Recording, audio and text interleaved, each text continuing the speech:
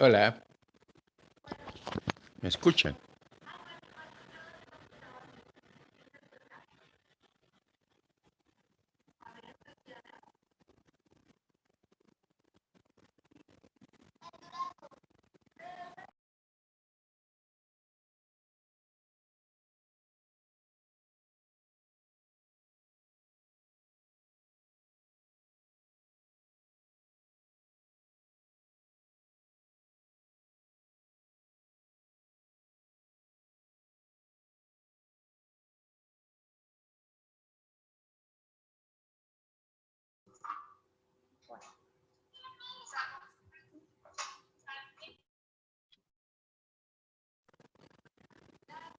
¿Ahora sí me escucha mejor?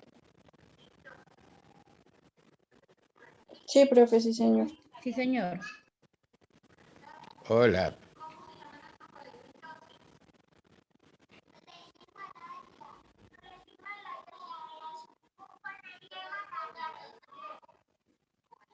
¿Sí me escuchan? Sí, señor.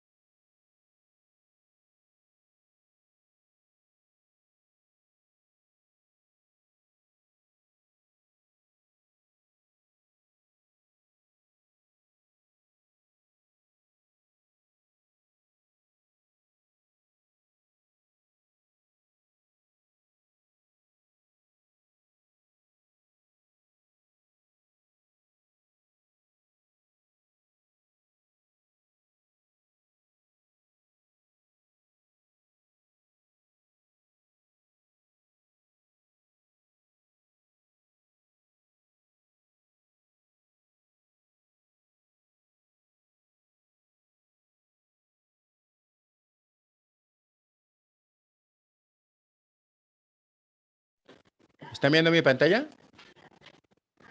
Sí, profe. Ok. Sí, señor. O sea, que no se vuelva. Precisamente el servicio como producto. O sea, lo primero es, el servicio puede convertirse en un verdadero producto. ¿Sonido bien? Sí, señor. Ok. A ver que no se nos vuelva a caer esta cosa. Vender más que otra cosa, vendes el servicio. Por decirles una idea, Starbucks, ¿cómo se define? Vamos a citar varias veces esta empresa porque creo que más o menos la mayoría conocemos Starbucks. ¿Quién ha ido a un Starbucks? Son clientes de Starbucks. Bien, nada más para que les dé una idea, un cliente Starbucks aproximadamente va 18 veces al mes. ¿Sí? Esa es la media que tiene Starbucks. Y tiene aproximadamente 35 millones de clientes en todo el mundo, en 17 países, 11.000 restaurantes, en fin, estamos a Starbucks. Entonces, obviamente, cuando estamos hablando del servicio como producto, ¿por qué ellos dicen, nosotros no vendemos café? Nuestro negocio es la gente y le servimos café. Fíjate la diferencia. Nuestro negocio es la gente y le servimos café. Entonces, ¿cuál es el producto? El servicio. Que lo acompaña con café. ¿Sí? O sea, ¿dónde puedes tomar café? Pues en cualquier lado. Pero realmente el negocio ahí es la gente y obviamente que le sirven café. Entonces, pues el servicio se convirtió ¿qué? En el producto. Número 2, el servicio nos va a permitir reinventar la empresa. Reinventar la empresa. ¿Por qué? Porque tal vez es un producto tradicional, pero lo reinventas. ¿Desde cuándo existe el café? Olvídate, inmemorial. Y además con campañas negativas, que es malo para la salud, que no tome café, que lo altera, que no sé cuánto. O sea, ante un mundo de adversidad, ahora resulta que reinventaron la empresa. Reinventaron una empresa en base a ¿qué? En base al servicio. O sea, el servicio nos permite reinventar también a toda una empresa. Y por último, hay algo que es fundamental. Todos nosotros buscamos sorpresa a un cliente de por vida. Si sabemos dar el servicio adecuado, tendremos clientes de por vida, que es algo fundamental. Aquí ven a un señor que está encadenado, porque ya nos vamos a quedar con él de por vida. No vamos a hacer negocios de una vez, vamos a hacer negocios para siempre. Y estos son los secretos precisamente de las ventajas competitivas de servicio. En su página número 1 van a ver un acróstico. Las ventajas competitivas, o sea, un acróstico que están ustedes y al lado de cada letra van a ir agregando los conceptos que vamos a ir citando aquí. El primero es sobresaliente.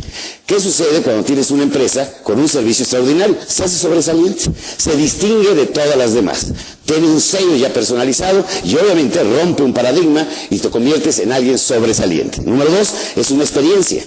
Es la experiencia Disney, es la experiencia Starbucks, puede ser la experiencia Pozzolcali, puede ser la experiencia, obviamente, que te convierte en una experiencia estar en esta empresa.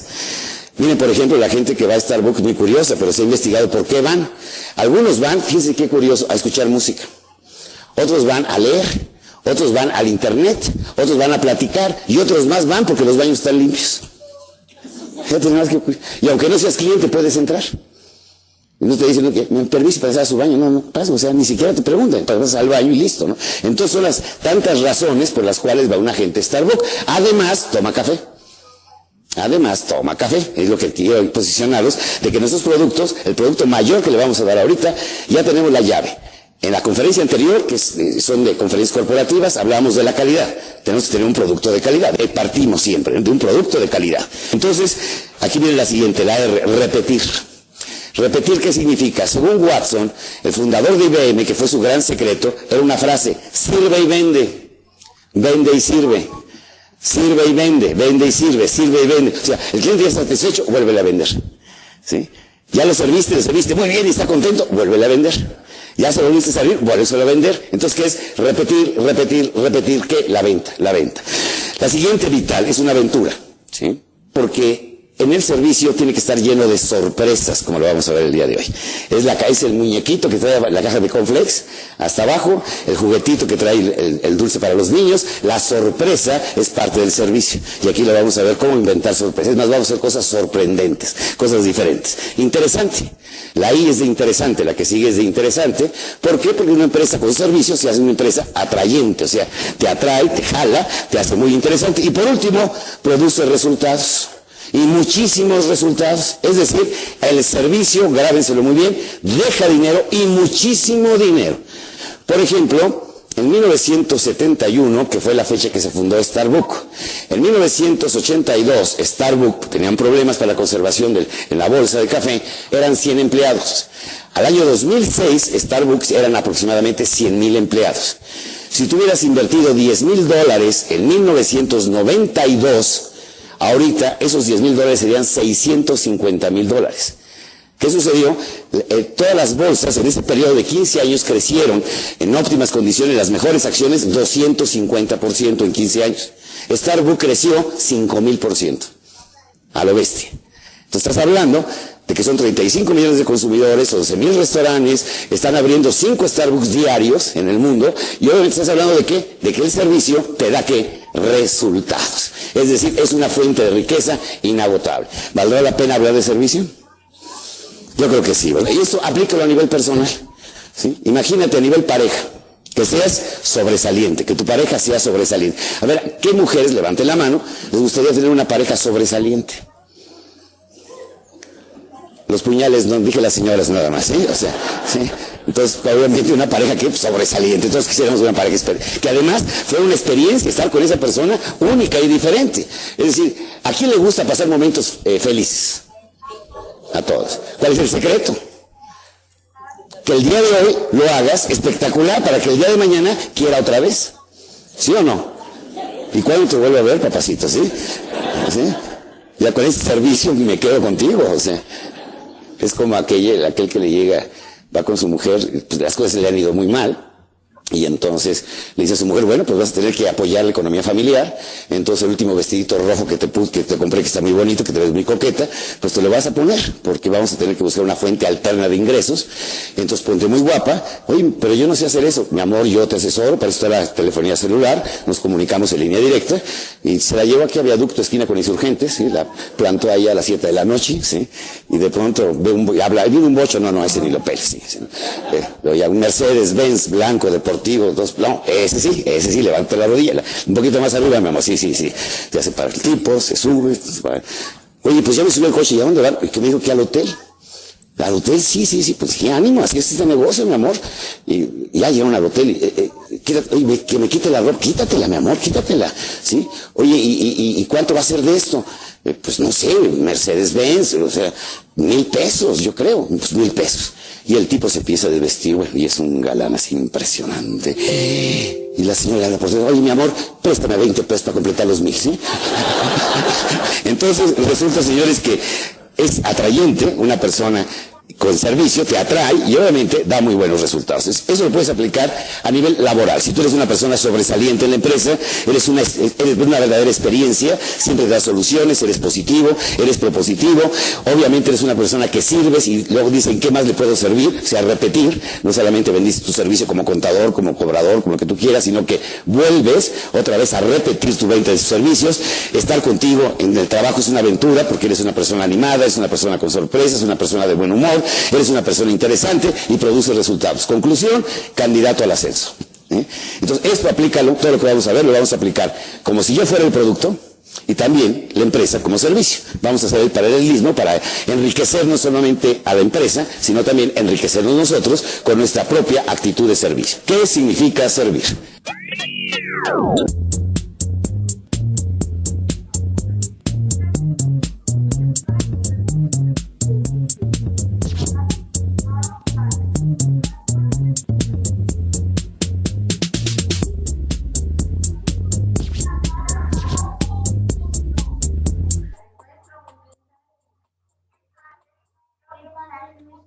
Muy bien, todo eso que vieron ahí significa servir, ¿cierto? Entonces, hay que mirar las estrategias, los servicios que ante las estrategias ante las crisis, ¿cierto?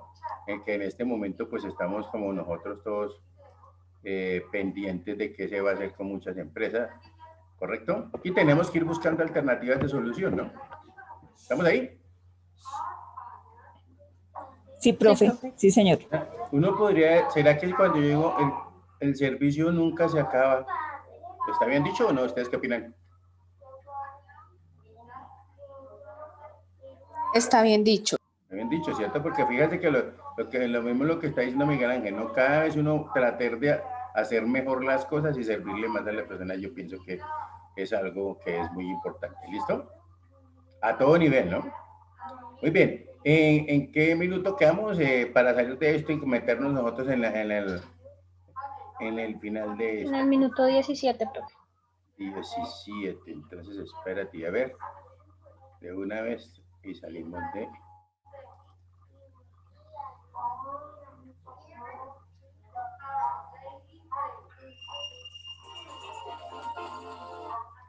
manera que esa sanción de 100 millones de pesos, que si está dentro de los que les falta acceder.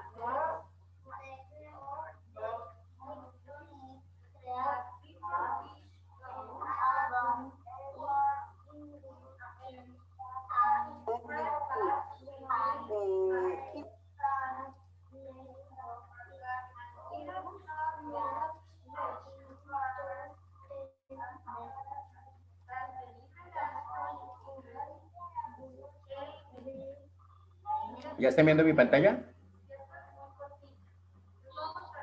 Sí, profe.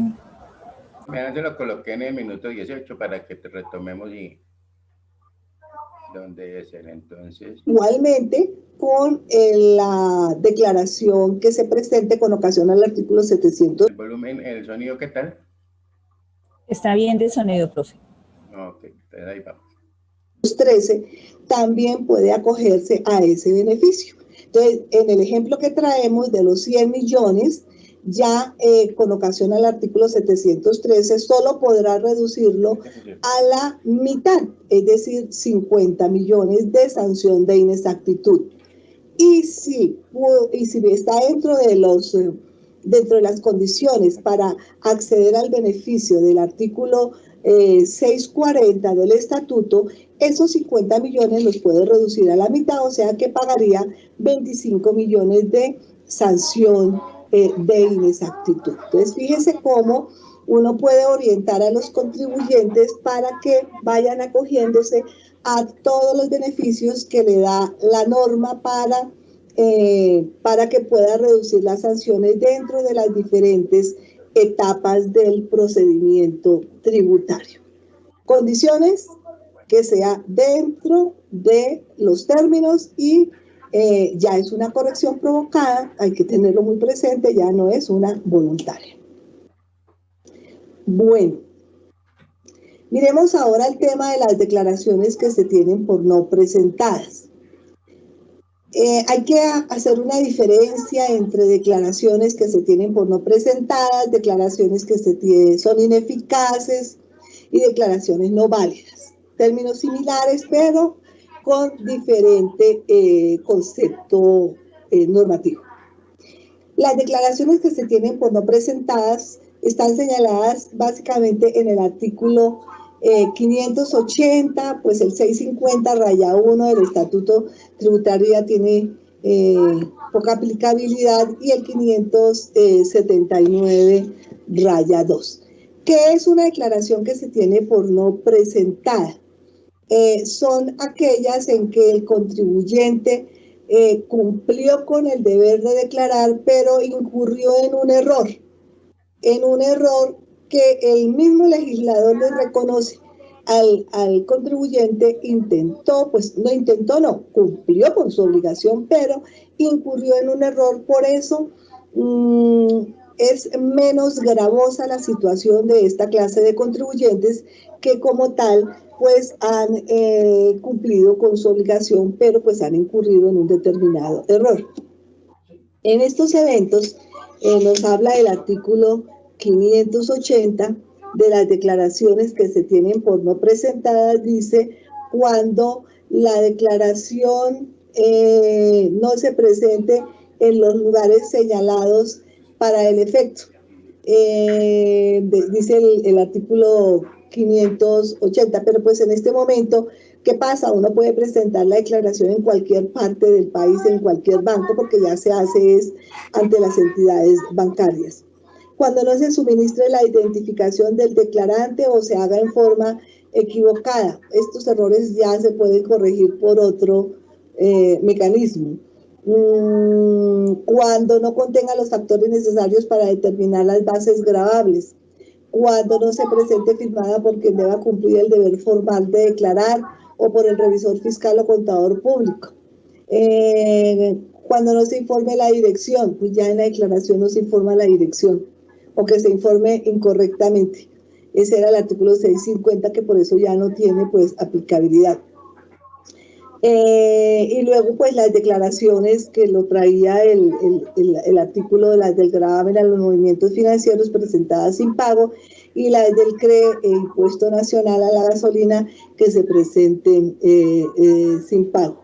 Estos son, digamos, esta norma ya ha tenido bastantes modificaciones, y prácticamente de esto lo único que le quedaría en este momento para las declaraciones que se presenten es cuando no esté firmada por quien deba cumplir el deber formal de declarar.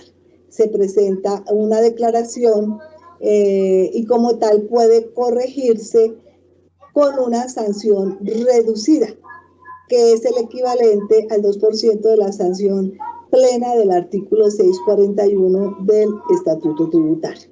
Entonces, básicamente es la señalada en verde la que queda en este momento aplicándose para las declaraciones que se tienen por no presentadas.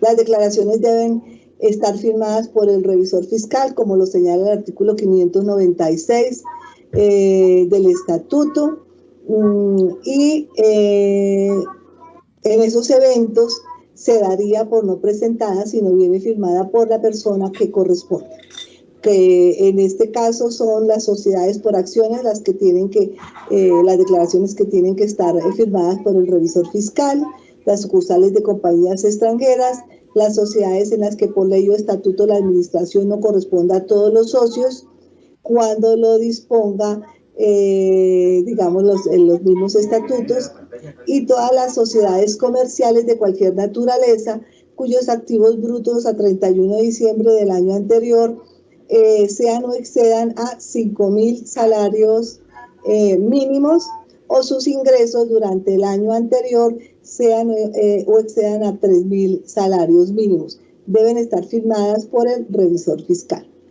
Y las declaraciones deben estar firmadas por el contador público, de acuerdo a lo señalado en el artículo 596, cuando los contribuyentes estén obligados a llevar libros de contabilidad y el patrimonio bruto en el último día del año periodo gravable o los ingresos del respectivo año sean superiores a 100.000 VT, valor de la VT en el respectivo año. O las declaraciones de IVA que presenten saldo a favor. Deben estar firmadas por el revisor, por el contador. ¿Quiénes están obligados a presentar las declaraciones en forma virtual? Esta norma ha sido modificada muchísimas veces y cada vez es más amplio el espectro de todos los contribuyentes que tienen que presentar las declaraciones en forma virtual. Grandes contribuyentes, los no contribuyentes señalados en el artículo 23 del Estatuto Tributario, los usuarios aduaneros,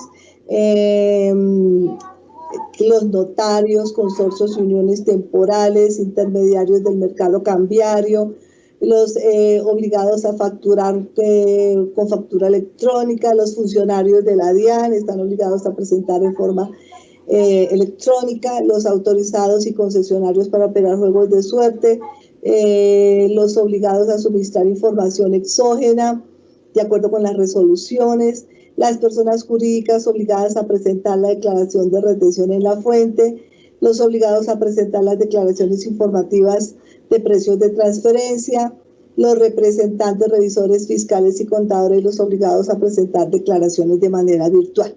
Ese es un tema que a veces olvidan, y es que si usted es representante de una sociedad y está obligado a tener a presentar las declaraciones virtualmente, obviamente, como representante de dicha sociedad o como revisor fiscal de una sociedad.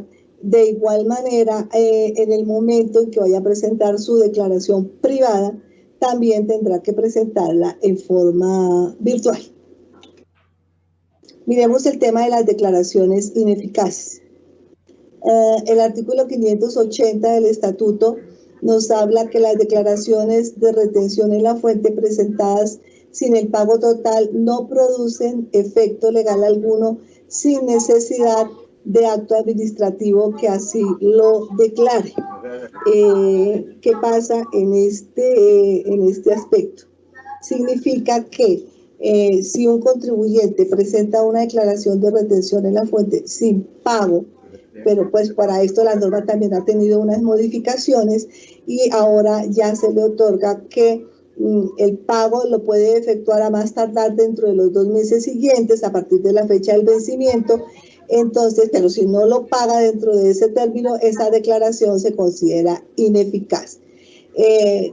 Sin necesidad de acto administrativo que lo declare. Esto implica que esa declaración en sí ya es ineficaz como tal, no tiene ningún efecto. Es como si el contribuyente no hubiera presentado ninguna declaración, de manera que cuando la DIAN lo conmine a presentar la declaración tendrá que liquidarse la sanción de extemporaneidad plena.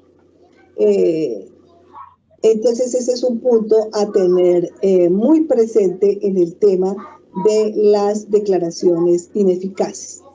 El contribuyente debe presentar una declaración de retención en la fuente sin el pago, y al no producir automáticamente el efecto legal, el agente retenedor tendrá que presentar una nueva declaración con sanción de extemporaneidad plena. Hay ocasiones en las que el contribuyente presenta la declaración, no paga, posteriormente, por allá a los, supongamos, 6 meses, hace un pago y con eso considera que la declaración ya tiene validez, y resulta que no, sigue siendo ineficaz porque el pago lo hizo por fuera de del término señalado en la norma. ¿Qué pasa ahí? Porque pues el contribuyente va a decir, oiga, pero es que yo sí pagué, yo sí realicé un pago. De igual forma, no se cumplió con el deber de declarar, le tocará presentar una nueva declaración con sanción de extemporaneidad plena, y ese pago que haya hecho tendrá que solicitar que se le impute a dicha declaración o tendrá que solicitar que se le devuelva para que pague dicha declaración, porque es un pago que queda ahí como volando a una declaración que no ha producido efecto legal. Y aquí no se necesita acto administrativo que así lo declare.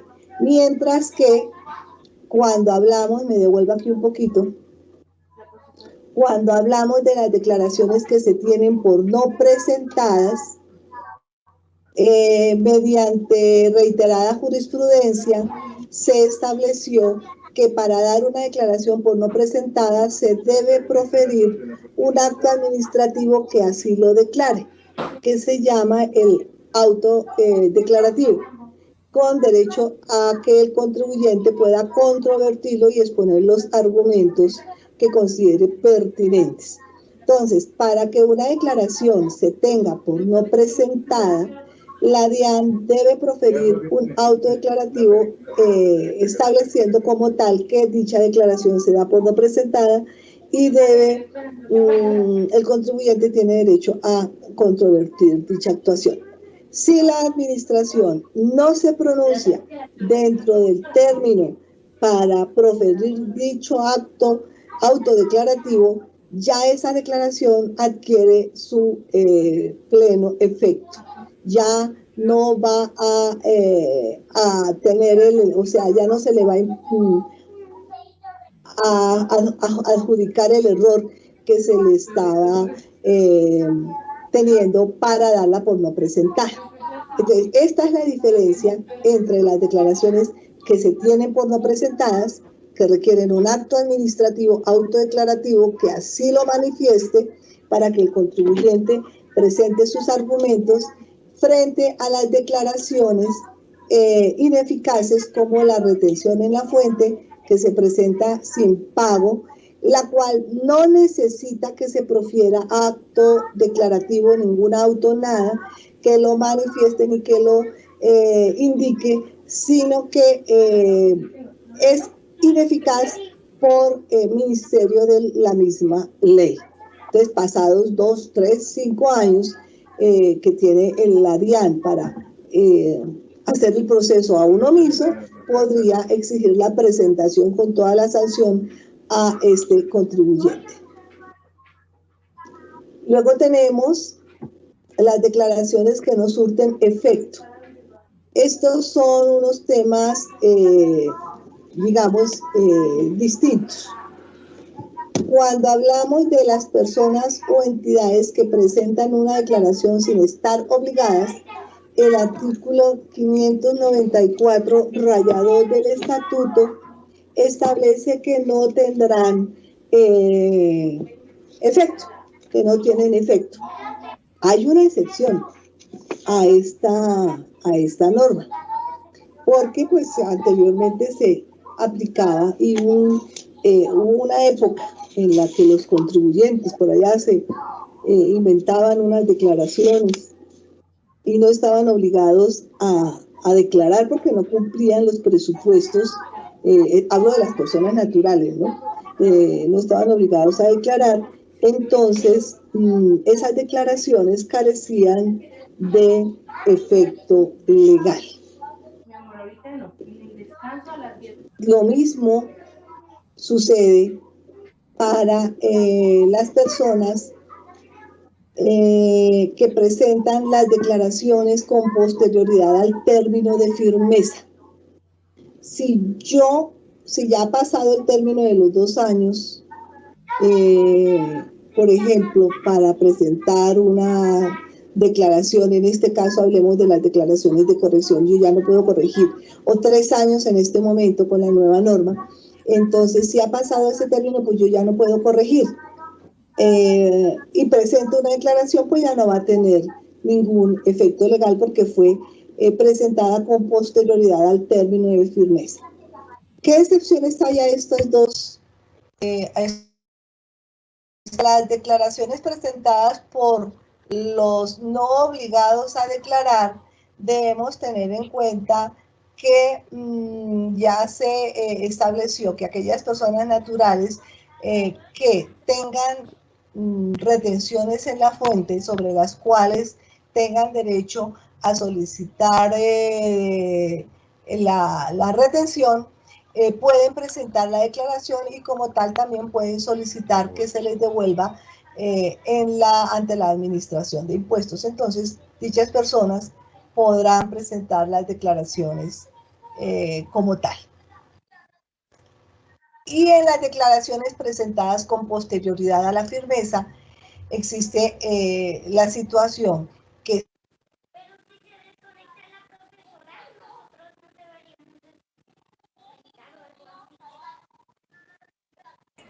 Se le fue el audio, profe. ¿Se fue el audio? Sí, señor. Sí, profesor. Está como... Podría ver qué pasa. 2 años o de ¿Ya? los ¿Sí 3 llegó o no? años en Ya este acabo de momento, terminar, pero... podré corregirla siempre y cuando lo haga Ya está dentro de restablecido. los términos del artículo 709 para dar respuesta al requerimiento especial o del artículo 713 para presentar el recurso. Por eso, si yo me paso un día después de los 3 meses y presento una declaración provocada, pues ya no va a tener efecto legal porque fue presentada en forma extemporánea. Ya no va a surtir ese efecto. Entonces, ojo porque ahí la norma es muy estricta para decir cuándo puedo y cuándo no puedo corregir.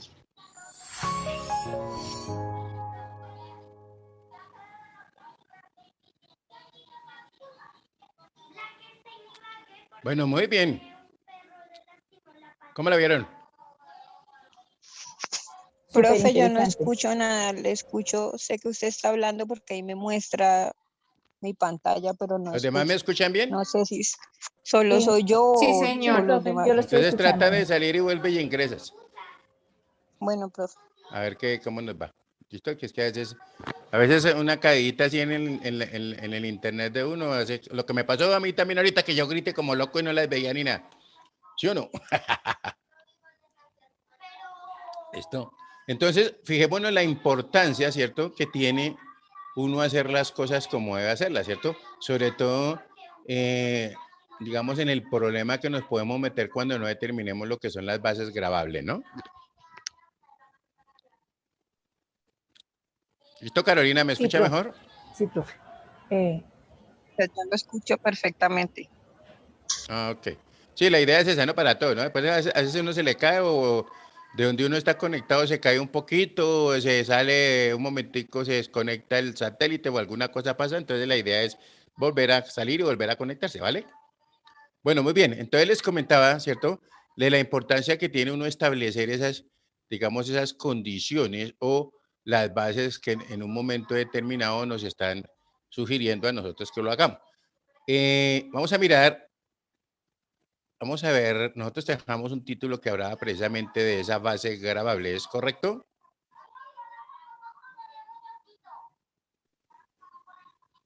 Sí, señor. Sí, profe. Ok, entonces, ¿qué dijimos de la base gravable? ¿No dijimos nada o sí dijimos algo?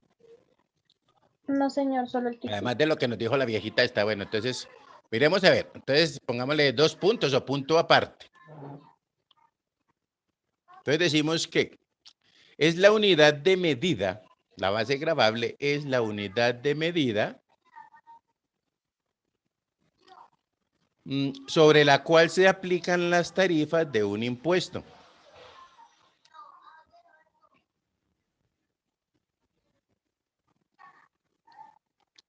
Para determinar el valor del crédito fiscal.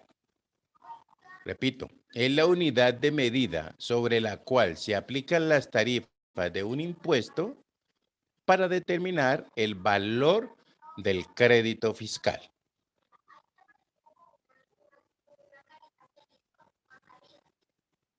Punto seguido.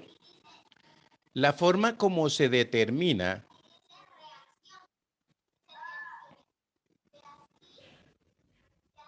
depende de la índole de la materia impositiva.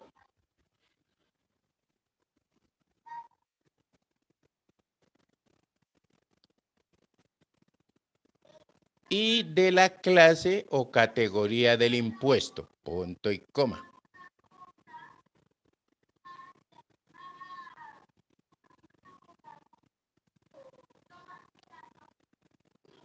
Profe, depende de la clase. ¿O qué, perdón? O categoría del impuesto.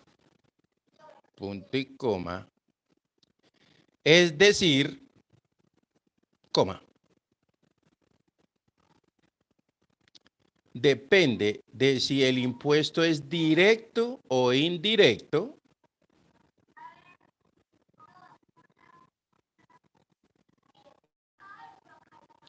Y si es real o personal.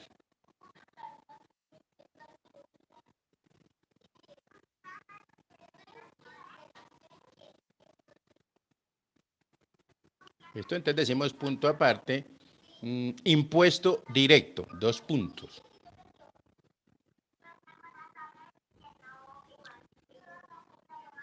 Decimos que recae directamente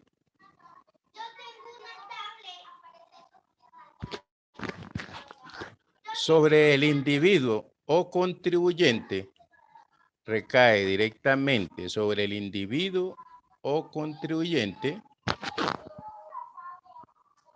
Salve.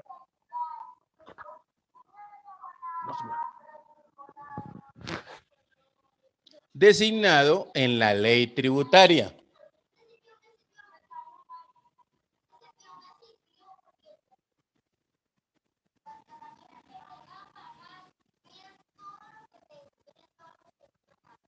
Entre paréntesis, ¿cuál será ese impuesto directo, por ejemplo? ¿Cuál se les ocurre? Así de los que hemos nombrado. La renta, por ejemplo. Correcto, el impuesto sobre la renta y el impuesto de patrimonio o sobre el patrimonio. ¿Listo? Decimos que recae directamente sobre el individuo. Los que tengan de patrimonio a 31 de diciembre de 2020 tanto, entonces van a pagar tanto, ¿correcto? Entonces ya sabemos que ese patrimonio. O también, ¿cierto? Habla de el impuesto de la renta. ¿Cuánto fue la renta o lo que, digamos, mi renta líquida, ¿cierto? Que tuve en el año 2020, por decir algo. ¿Listo? Muy bien. Hablamos de un impuesto, punto aparte, impuesto indirecto. 2 puntos.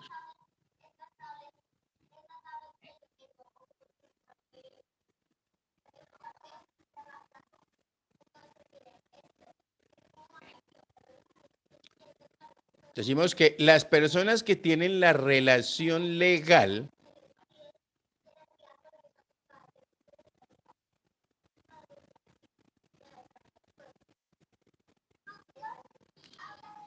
con la administración tributaria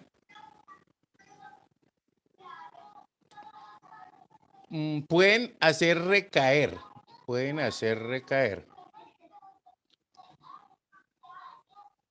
el impacto económico del impuesto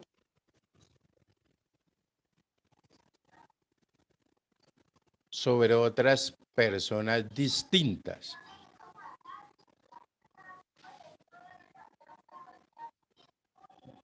¿Listo? A veces encontramos una palabra que dice, si quiere colóquenle guión, traslación de un impuesto, ¿cierto? Cuando escuchemos eso de traslación de un impuesto es cuando yo estoy haciendo recaer el impacto económico de ese impuesto sobre alguna otra persona. ¿Estamos claros? Sí, profe. Sí, señor. Muy bien. Ahora, por ejemplo, esa traslación del impuesto, ¿dónde se ve o dónde es donde uno la ve con mayor frecuencia? Cuando de pronto está, es correcto, ¿cierto? Cuando yo estoy mirando ese IVA, por ejemplo, una cosa es que yo compre el bien para mí, vamos a decir, una cosa es que yo compre los zapatos para mí y otra cosa es que yo compre los zapatos para venderlos, ¿correcto? Porque recuerden que todo el valor agregado que yo le haga en las diferentes etapas a esos zapatos, a la final, ¿quién los va a pagar? El consumidor. Correcto, ¿cierto? O sea, el que se los vaya a poner, ¿sí? El consumidor final es el que va a pagar ese IVA. ¿De quiénes? De todas las personas que interfirieron en la cadena, ¿no? ¿Listo? Sí, muy bien. Entonces hablamos punto aparte, perdón, entre paréntesis ya dijimos, ¿no? Impuesto al consumo e impuesto sobre el valor agregado o IVA. Punto aparte colocamos, y ahora me dice impuesto real. Entonces vamos impuesto real. 2 puntos.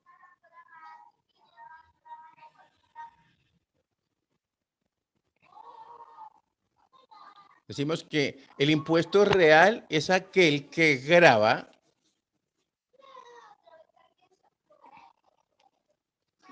sin tener en cuenta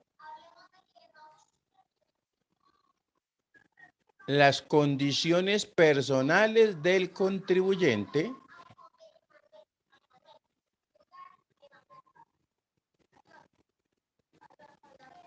ni su capacidad contributiva global, coma.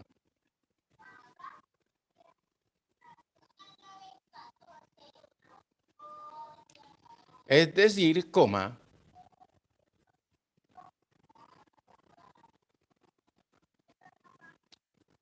el contribuyente no puede esquivarlo o sacarle el cuerpo, como decimos nosotros, ¿cierto? El contribuyente no puede esquivarlo. ¿Listo? Y entre paréntesis podemos colocar IVA, el IVA en la compra de unos zapatos grabados, por ejemplo. Si yo, por ejemplo, si la señora Paula quiere comprarse unos zapatos, ¿sí o no?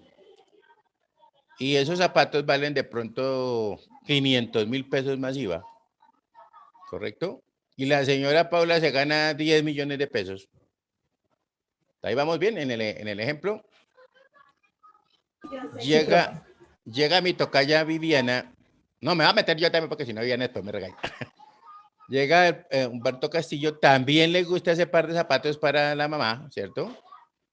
Y le vale, y se gana 2 millones de pesos, ¿cierto? El hecho de que yo me gane, de que la señora Paula se gane 10 millones y yo me gane 2, si nos gustan los zapatos, los dos vamos a pagar el mismo IVA. ¿Estamos claros ahí? Sí, profe. Sí, señor. Eso es. Entonces, básicamente, por eso dice, no puede esquivarlo. Ahora vamos a lo que sería el impuesto Profe, personal.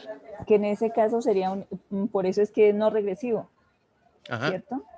Sí, claro. Lo que pasa es que en toda esa cadena, pues generalmente pues uno lo habla en impuesto, pero en toda la cadena puede que la señora Paula compre los zapatos, se los venda a Laura, Laura se los vende a Mary y cada una de ellas cada vez que pasa a sus manos, pues una le va aumentando el valor, porque nadie compra pan para vender pan al mismo precio, sino para venderlo un poquito más costoso o con un margen de utilidad o rentabilidad, ¿sí o no? Así es, profe. Vamos, entonces, por ejemplo, si yo compré los zapatos en 100 y se los vendo a la señora Paula en 200, la señora Paula los vende a Viviana en 400, Viviana se los vende a Laura en 800, etcétera, etcétera. Entonces, a la final, ¿cierto? Si Mary se los va a poner, ¿cuánto le costaron? Haga la suma, ¿sí o no? 2 millones de pesos ahí fácilmente, más el IVA, ¿correcto? Sí, profe. Muy bien.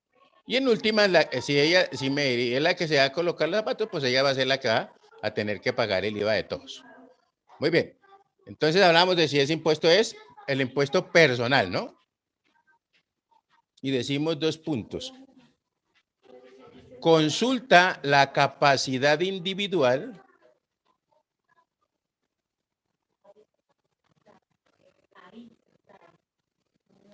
de cada contribuyente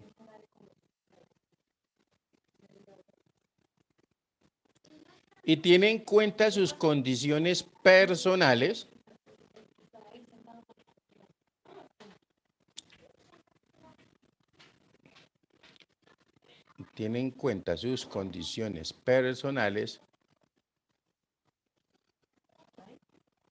de contribuyente como tal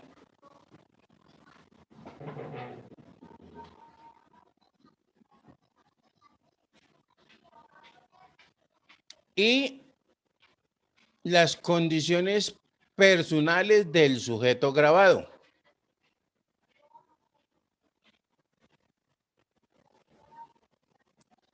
Punto y coma. Además, de la forma como se realiza el hecho grabado.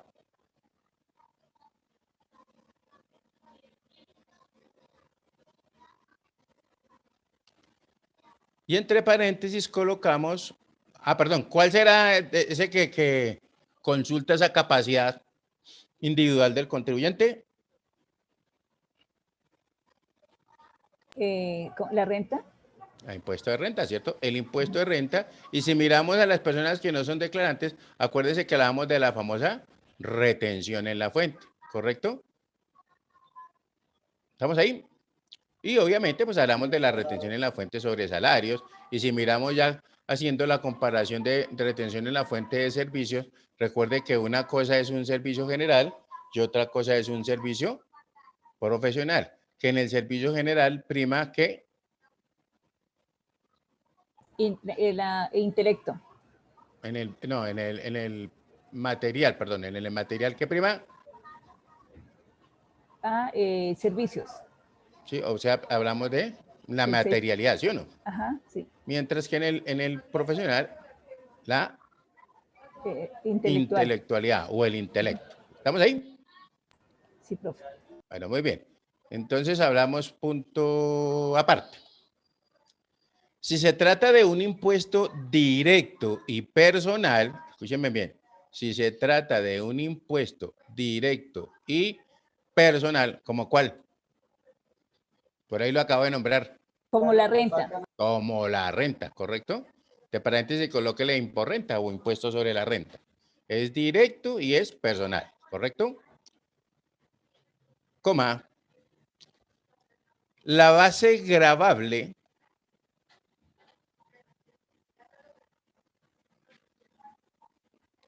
corresponde a una cantidad monetaria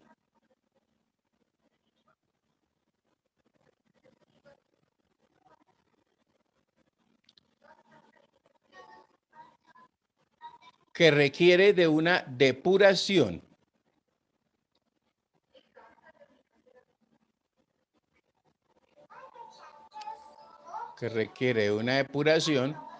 de costos, coma,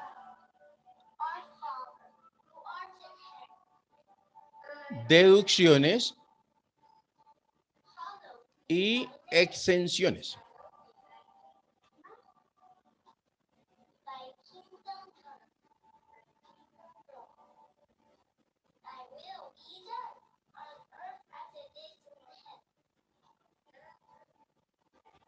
A ver si de pronto les puedo mostrar aquí.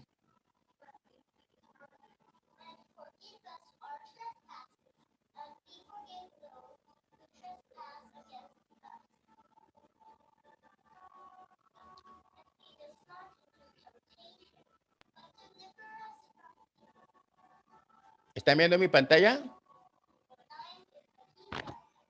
Sí, profe. Sí, Muy señor. bien. Entonces, si estamos hablando, ¿cierto? Básicamente de lo que ese tipo de impuestos requiere una depuración, ¿cierto? Decíamos tengo mis ingresos, ¿cierto? Ingresos totales, ¿cierto? Menos qué, menos los costos, ¿cierto? Menos las deducciones, menos las exenciones, ¿cierto? Entonces, por eso estamos hablando de renta, ¿no? ¿Correcto? Cuando yo hago esta operación, entonces aquí resulta que me aparece cuál es la renta gravable sobre la cual voy a aplicar la tarifa del impuesto. ¿Estamos claros ahí? Sí, señor. Muy bien. Entonces, ¿por qué es importante saber esto? Porque es que si miramos, cuando hablamos ahora de un impuesto, pongámosle punto aparte. Si se trata de un impuesto directo real,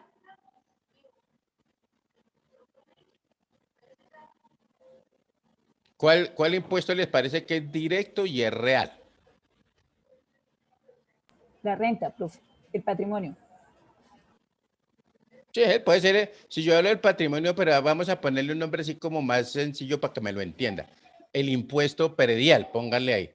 ¿Por qué digo? Porque pues obviamente el predio de uno es patrimonio, ¿cierto? Entonces vamos a colocarle ahí impuesto predial. ¿Listo? Entre paréntesis colocamos impuesto predial, coma. La base gravable corresponde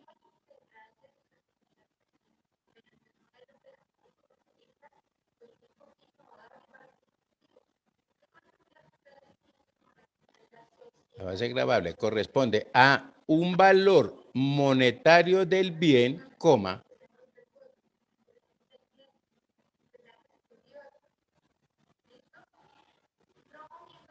pero sin depuración de las cargas que lo afectan.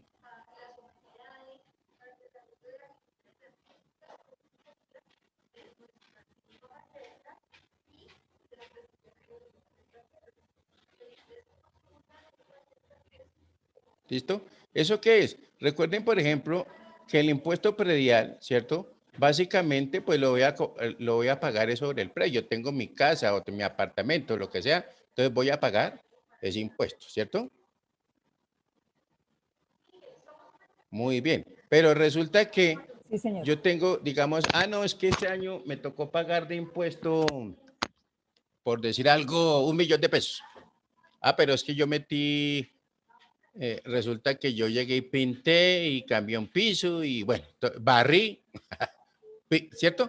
Todo ese tipo de cosas son cargas que no van a afectar la base de ese impuesto, ¿cierto?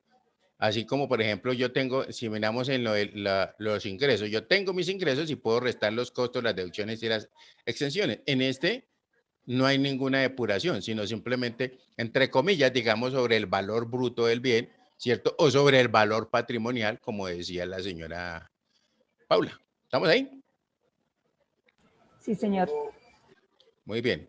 Entonces, punto aparte. Ya entró. Mira a ver si puede entrar. Devolverse y volver a entrar. A ver. Entonces decimos que en el caso, punto aparte, ¿cierto? En el caso de los impuestos indirectos o al consumo, coma,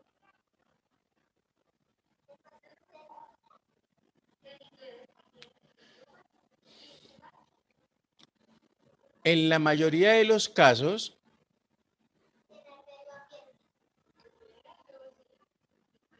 la base es monetaria.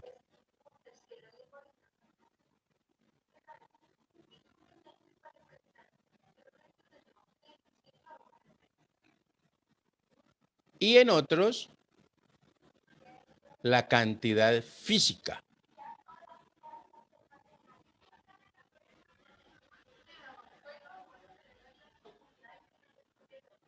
¿Listo? Entonces, si nosotros estamos hablando, por ejemplo, de... A ver, ¿qué se me ocurre? Del café, ¿cierto? Recuerden que se supone que todas las... Yo digo aquí se supone porque nosotros como que ya vendemos hasta la pasilla esa, ¿cierto? Se supone que todas las naciones son ¿qué?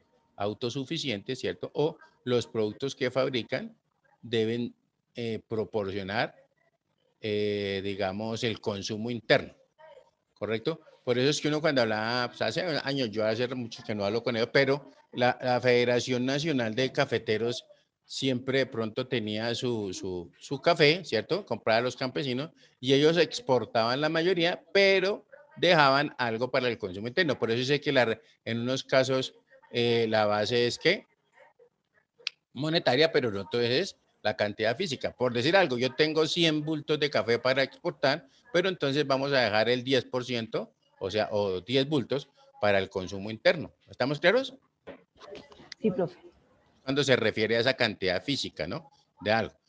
Pero pues ustedes también toca ser sinceros, aquí ustedes saben que también casi todo lo exportamos, ¿no? Hoy en día estamos importando el café, el arroz y bueno, que por eso estaban pidiendo los arroceros del llano. Pero pues igual, digamos, las cosas deberían funcionar como siempre han funcionado, ¿no? O sea, en vez de mejorar como que empeoramos, ¿y uno? ¿Listo? Sí, profe. El Muy deber bien. ser. Entonces, salga ahí. Muy bien. Entonces miremos ahora, ¿hasta ahí vamos bien? ¿Sí? ¿Estamos siendo claros? Sí, muy claro, profe. Sí, señor. Bueno, entonces vamos ahora a lo que son las tarifas.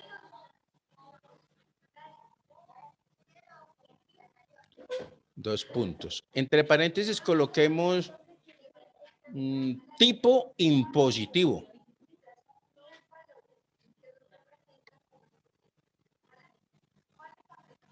Muy bien. Y hablando de tipo impositivo, ¿a qué corresponde? Entonces decimos, coma, corresponden al porcentaje, las tarifas corresponden al porcentaje de la base gravable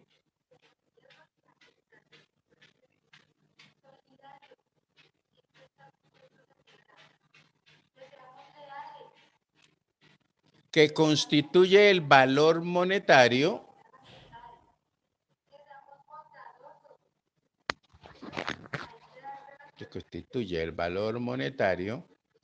del crédito fiscal. Punto seguido.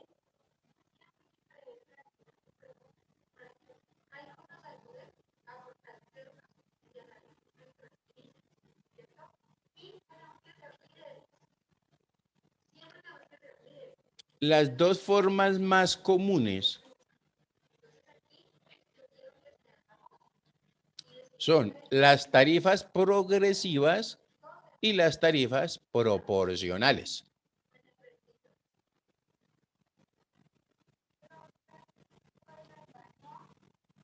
Entonces colocamos punto aparte.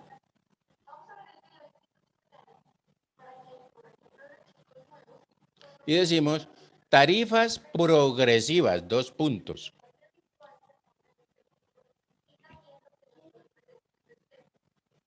No me hagas eso que después te pierdes. Dos puntos. Consiste en fijar porcentajes.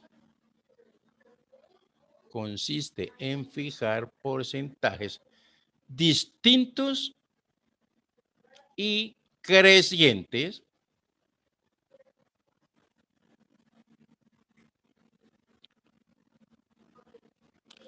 sobre la base gravable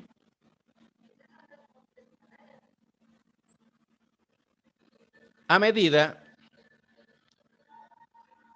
que aumenta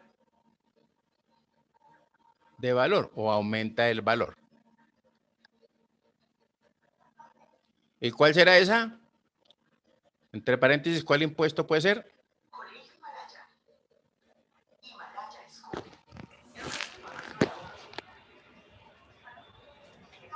Salme, bájale un poquito. ¿Cuál será esa? ¿Cómo podría ser el IVA? El impuesto sobre la renta. Recuerden que a mayor riqueza, mayor tributo. Y hablamos de la progresividad del impuesto, por ejemplo. ¿Correcto? Muy bien. Hablamos ahora de las tarifas. Entonces ya saben, entre paréntesis, imporrenta, ¿cierto?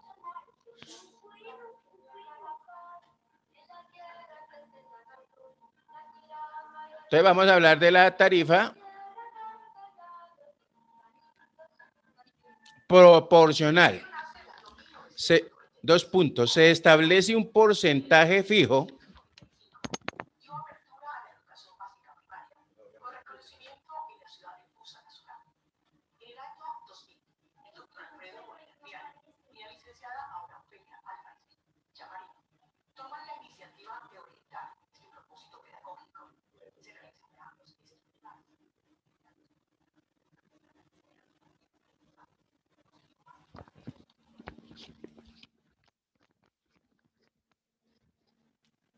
se establece un porcentaje fijo sobre la base gravable, cualquiera que sea su valor. Y entre paréntesis colocamos, ¿cuál será ese?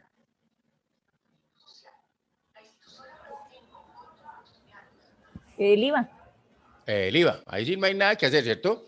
Se dice que si el bien está grabado, está grabado. Si es de $1, pues será el peso. Y si es 100 pesos, pues será 100 pesos. ¿Estamos claros ahí? Muy Sí, bien. profe. Sí, Cuando señor. uno habla de esas tarifas señor. progresivas, recuerden también de pronto cuando estamos hablando de la renovación de Cámara de Comercio, por ejemplo, que también hay unos, digamos, la base ya gravable es básicamente total de activos, ¿sí o no? Y entonces, entre más activos tenga, pues usted va a pagar más. ¿Estamos ahí? Sí, Sí, debería ser líquido, ¿sí o no, profe? Ujú. Sobre el patrimonio líquido. Sí, claro, pero ahí siempre son de los activos y resulta que cuando no tenemos cuidado, sobre todo en lo que están las cuentas por cobrar a socios o accionistas y las cuentas por pagar a socios o accionistas, pues uno hay que mirar si las puede cruzar, porque yo puedo tener cuentas por cobrar a socios y accionistas, vamos a decir 100 millones de pesos, y cuentas por pagar, tengo allá 120 millones, Sí, ¿cierto? O sí, sea, pues por claro. lo menos cruzar y mirar que ya me va a quedar es un pasivo de 20 millones y no voy a tener esos activos inflados en 100 millones, porque yo sobre eso tengo que pagar. Claro. Hay que analizar la información y mirar también qué es lo más prudente o digamos, lo que se debe hacer en un momento determinado. Ujú. ¿Listo? Sí, profe, gracias. Bueno, muy bien. Ojo a lo siguiente. Entonces, digamos, hay una base que es importantísimo hablar y es esa base del impuesto sobre la renta, ¿cierto? Que decíamos nosotros que como hablando del impuesto de renta es en donde el Estado está percibiendo mayor ingreso, ¿cierto? Pues hay que tener en cuenta eso. Simplemente coloquemos punto aparte la base imponible del impuesto sobre la renta. Base imponible del impuesto sobre la renta.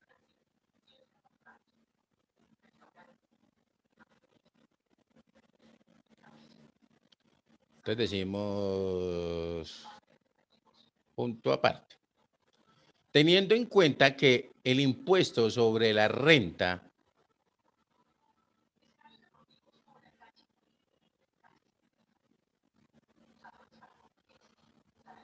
forma parte de un tributo llamado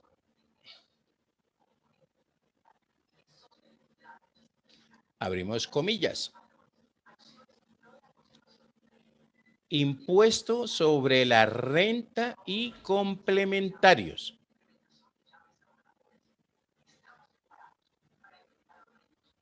Cerramos comillas.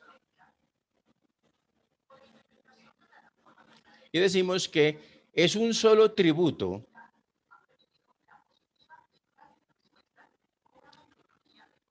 que está conformado o compuesto, más bien que está compuesto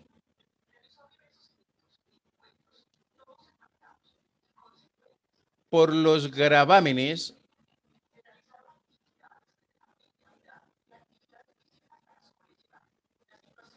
que se establecen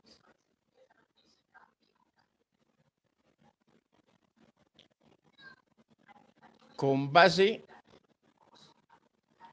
en la renta,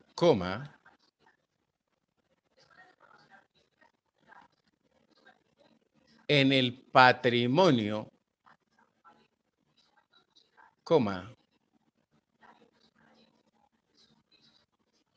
en las ganancias ocasionales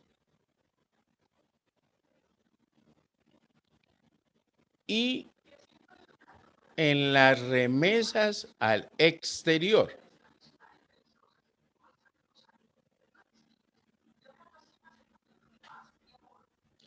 Punto seguido. Es un impuesto nacional,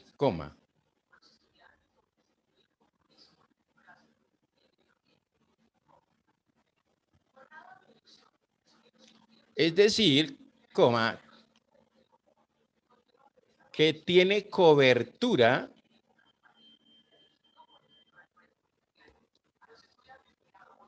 en todo el territorio nacional.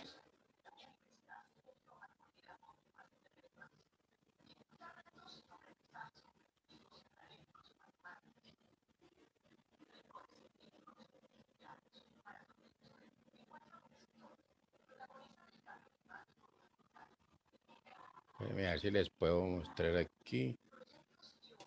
Ay.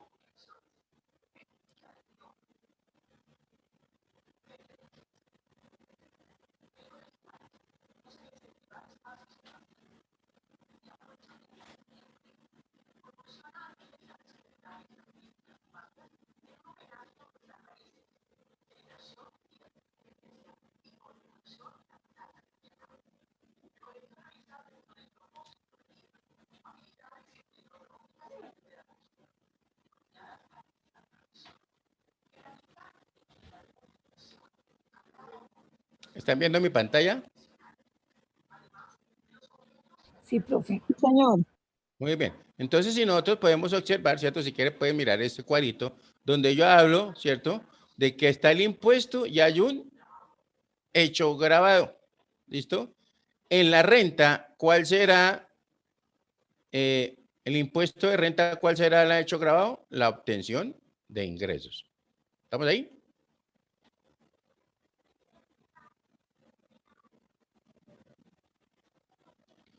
Sí, señor. En el impuesto al patrimonio tenemos que, ¿cuál es el hecho grabado? Pues poseer bienes. ¿Listo? Si yo no tengo casa, no tengo carro, no tengo, ¿cierto? Ningún bien, pues obviamente, digamos, mi patrimonio será como a veces uno dice, cero, ¿sí o no? Todo me lo gasté, no ahorro nada, no tengo nada. ¿Listo? Incluso a veces le dice, llegan unos estudiantes y le dicen, no, ay, profe, ¿qué hago? Que necesito hacer un balance. ¿De qué tiene? Nada. ¿Cómo así? ¿Y ese celular no le costó, es que 5 millones? Eso es patrimonio suyo. ¿Estamos claros? Muy claro, profe. Ok, entonces ya tendrá, ¿cierto? Su patrimonio. Ah, pero yo tengo un Xbox. Bueno, todas esas cosas que utilizan los chinos hoy en día, ¿sí o no? Ahí tendrá su patrimonio, su bicicleta y etcétera, etcétera. Entonces, el poseer bienes será la base de ese impuesto al patrimonio. Muy bien. Ganancias ocasionales. Esas ganancias ocasionales, ¿cuál es el impuesto de ganancias ocasionales? Pues básicamente el hecho grabado está en Una la herencia. obtención, ¿cierto? En la obtención de determinados ingresos extraordinarios. Por ejemplo, me gané una lotería. ¿Es un O ingreso una extraordinario o no? claro, o una herencia. Una herencia. Hablamos también de cuando yo vendo una casa cuando la he poseído por más de 2 años o por un tiempo determinado, ¿sí me entienden? Y la vendí por mayor valor, entonces ahí van a haber unas ganancias ocasionales. ¿Hasta ahí estamos bien? Sí, profe. Y el otro elemento que contemplamos son las remesas al exterior. ¿Qué son las remesas al exterior? Simplemente la transferencia de ganancias hacia el exterior o hacia otro país, ¿cierto? ¿Cómo se da eso? Pues resulta que si yo colombiano me voy a trabajar a Estados Unidos, ¿correcto? Generalmente, ¿qué hace uno? Pues obviamente tendrá que comer, ¿sí o no? Come, ahorra y comienza a transferir, ¿cierto? A enviar giros a Colombia, pues incluso para que le compren algún bien, un lote, un apartamento. De pronto ustedes se han enterado de que uno a veces se va así con todo creído, con 2 profesiones a Estados Unidos y lo primero que llega es a lavar platos porque no sabe otra cosa, ¿sí o no? O sea, no le entienden y por lo que, digamos, son diferentes los estados, entonces de pronto no, las leyes no eran comunes y pues precisamente por eso también están las normas internacionales, ¿cierto? Para que yo me pueda desempeñar, ¿cierto? Y pues me puedo también acreditar, digamos, en normas internacionales para qué, para que pueda desempeñarme y la información sea más comprensible, ¿listo? Listo, profe. Muy bien. Entonces, pues fundamentalmente, ¿cierto? Si uno mira, digamos, la parte de todo lo que tiene que ver con ese derecho tributario, pues está fundamentada en lo que en lo poco resumen que hemos hecho, más todo lo que son el estatuto tributario, ¿cierto? Los acuerdos, ¿cierto? Las ordenanzas, pues definitivamente en la medida que uno va avanzando, pues va viendo que se van, ¿cierto? Ampliando como ese horizonte de lo que es ese derecho tributario como tal, Ese es ¿correcto? espectro, como decía la señora. Exacto, pero es fundamental, fundamental los impuestos, ¿listo? Recuerde que ese impuesto representa casi que más o menos el 90, del 80 al 90% del ingreso que percibe una nación, el impuesto a la renta, ¿cierto? Y si me voy por el lado del IVA, recuerden que el IVA también les comentaba que, pues generalmente cuando uno solicita una devolución de IVA, casi siempre de las que yo he hecho me programan visita. En las de renta casi no. O sea, en las devoluciones de renta que me han hecho a mí nunca me han programado en visita, pero en las de IVA sí. Yo me acuerdo que una vez hizo un reclamo como de 3 millones de pesos, tampoco era mucho. Bueno, en ese tiempo póngale que fueran 30 millones en pesos de hoy en día, pues no era mucho, ¿cierto? Para tener, pero por ejemplo, se hacía una de 40, 50 millones de renta y no había generalmente no programaban inspección de libros. Pero lo que sucede es que cuando yo solicito la devolución de impuestos sobre las ventas, ¿cierto? Ese es un impuesto que supuestamente ya es de la nación, ¿sí o no? Y si uno tiene con qué compensarlo o con qué descontarlo, pues hay que meterlo, siempre y cuando no vaya a infringir la ley. Además, recuerde que también tiene que ver, no es con la proporcionalidad, ¿cierto? De qué tanto ese impuesto está influyendo, ¿cierto? En la parte grabada y no grabada, ¿no? Profe, ¿Listo? una pregunta, pero cuando pido la devolución, pero ¿y si pido la compensación con renta, no hay peligro de que la DIAN... No, casi no, ¿sabes por qué? Porque, pues no sé, yo me imagino que es que como está respaldada con los certificados de retención, ¿correcto? Y esas retenciones, si las empresas están haciendo su exógena, pues muy fácilmente se cruza muy fácilmente, ¿sí me entienden? Entonces me imagino que es por eso. Mientras que en el IVA no, porque en el IVA como yo puedo tener No, transacción. profe, no. Lo que yo digo es que si en el evento de que yo tengo un saldo a favor de 60 millones en renta y como debo a la DIAN 10 millones de pesos, yo lo puedo compensar. Ah, sí, Entonces, claro. en ese evento también habría el riesgo de que claro que obviamente que en cualquier situación hay la posibilidad de que la DIAN Hay un riesgo inherente, revise. sí, señora. Sí, pero en ese, por ejemplo, en ese caso no, si yo lo compenso con la renta, no, tampoco, ¿no? No, en lo que yo también he hecho a mí, cuando yo, por ejemplo, yo estaba debiendo, no sé, 2 impuestos. Lo que pasa es que antes de la ley 550 de 2000 era más fácil hacer esas compensaciones.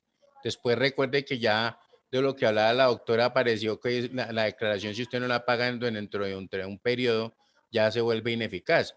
Y entonces usted la pagó a los 2 meses y resulta que aparece el pago por un lado y la declaración por otro, ¿sí me entiendes? Entonces tiene uno que volver a hacer la declaración y ya entonces como ya se vuelve que es una declaración extemporánea y al ser extemporánea, ¿qué pasa? Tenga para que lleve, pague la sanción. ¿Sí? Entonces todo ese tipo de cosas. Pero en las que yo hice también de solicitud de compensación, compensaba los valores, pues también es cierto que no eran muy grandes y hacían la devolución siempre a la cuenta. Incluso de un tiempo para acá ya comenzaron a trabajar con lo que son las VTs, ¿correcto?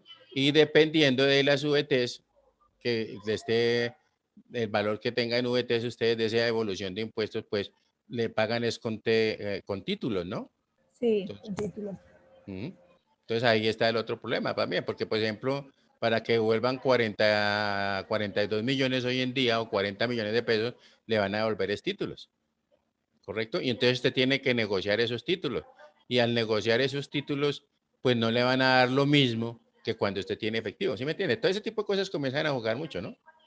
Pero pues igual la idea es que si usted hizo las cosas bien, puede soportar esa revisión, pues, ¿cierto? Y la inspección de libros, pues hay que hacerlo. ¿Estamos? Sí, profe, muchas gracias. Mucho Sí, gusto. señor. Muy bien, por favor, actíveme las camaritas, entonces espero que, pues si no se nos quedó todo, por lo menos se nos queda algo de lo que hemos compartido aquí. ¿Listo? No se les olvide realizar de verdad la evaluación, por un lado, los que tengan que corregir ese parcial, pues corríjanlo de una vez, háganlo bien. No con el ánimo de salir de la corrección y listo, sino tratar de entender qué es lo que estamos haciendo, ¿cierto?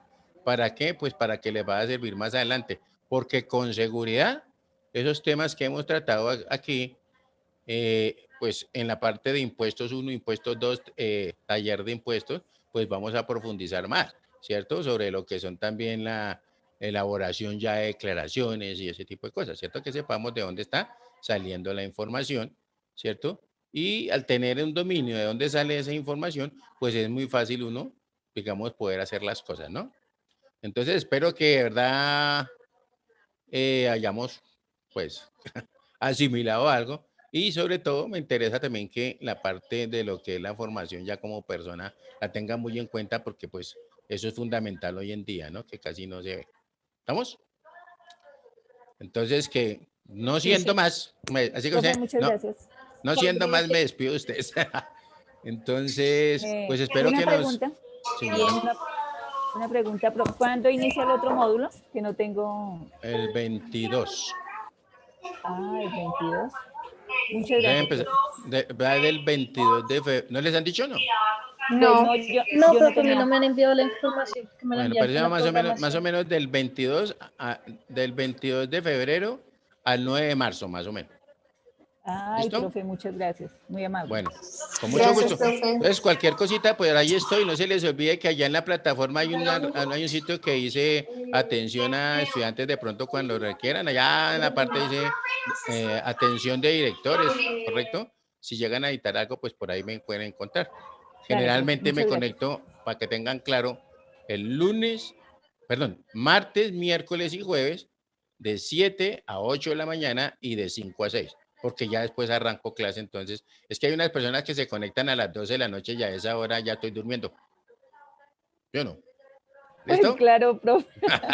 Bueno, entonces que mi Dios me las bendiga, muchos Muchas éxitos gracias. y ahí Muy entonces amable. ahí les aparecerán sus cuestiones. Necesito que corrijan ese parcial lo antes posible para poder montar esa nota. ¿Listo? Vale, profe. Muchas Gracias, gracias. profe. Gracias, Que mi profe. Dios me las Muchas bendiga. gracias. Muchas gracias por todo y Dios lo bendiga. A usted, Cuídense. buena que tarde. esté muy Buen día. bien.